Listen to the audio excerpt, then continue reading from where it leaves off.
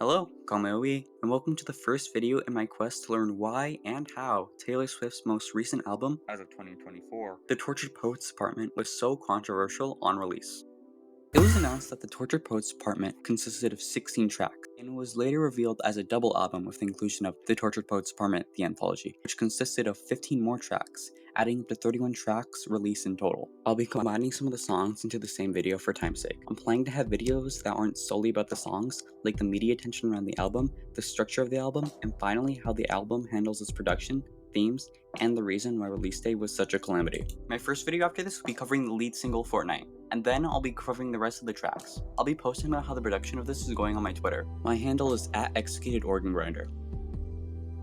You should come into this with a basic understanding of scales, keys, chords, tempo, articulation, and singing technique.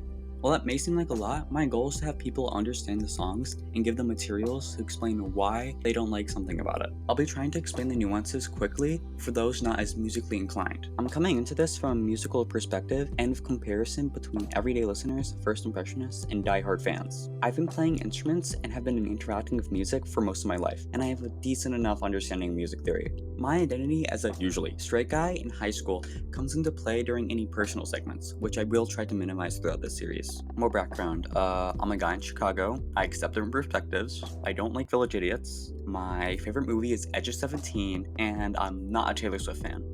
Wait, what? A fan, by definition, is somebody who has a strong interest or admiration in a person or thing. I admire Taylor Swift, but I have problems in the way she frames herself, and I don't go out of my way to listen to them on the regular. Okay, then why am I making the series? I'm willing to argue that my purpose for pursuing this is to understand the reaction created by the album's music and pacing, not by the music or the artist itself. I don't consciously consider myself a fan, but that may change by the time this series ends. Only time can tell. If anybody is interested to help me with anything, whether it be editing, writing, feedback, or graphics, make sure to reach out to my socials. And with that said, subscribe here or follow my Twitter or Instagram, but I don't post much content there. And try using the things you learn from this series to educate people on why and how this album or particular track generates a reaction they may have.